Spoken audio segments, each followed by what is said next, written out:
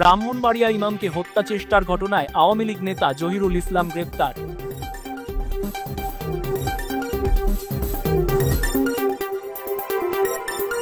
ব্রাহ্মণবাড়িয়ায় ইমামকে হত্যা চেষ্টার ঘটনায় আওয়ামী লীগ নেতা জহিরুল ইসলামকে গ্রেপ্তার করেছে পুলিশ।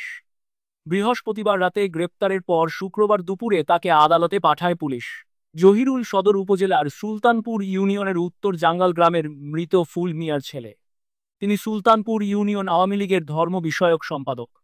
অভিযোগপত্র সূত্রে জানা গেছে, ব্রাহ্মণবাড়িয়া শহরের ভাদুঘর এলাকার ঢালিবাড়ির ফরিদ উদ্দিন ঢালি দীর্ঘ 14 বছর যাবৎ সুলতানপুর ইউনিয়নের উত্তর জাঙ্গাল গ্রামের সাধুর বাড়ি বাইতুল আমান জামে মসজিদে ইমামতি করছেন।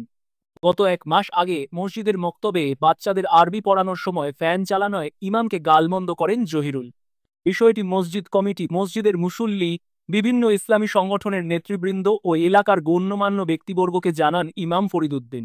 এতে ক্ষিপ্ত হয়ে আলেম ওলামাদের নিয়ে কুরুচিপূর্ণ মন্তব্য করেন জহিরুল। এরপর গত 30 সেপ্টেম্বর জহিরুল ইসলামের চাচাতো ভাই ইউসুফ মিয়ার বাড়িতে দাওয়াতে গেলে রামদা দিয়ে হামলা চালায় জহিরুল।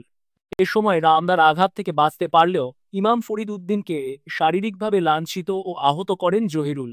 এ সময় পরবর্তীতে ওই এলাকায় দেখলে ইমামকে জহিরুল হত্যার হুমকিও দেন বলে এ অভিযোগে উল্লেখ করা হয়েছে।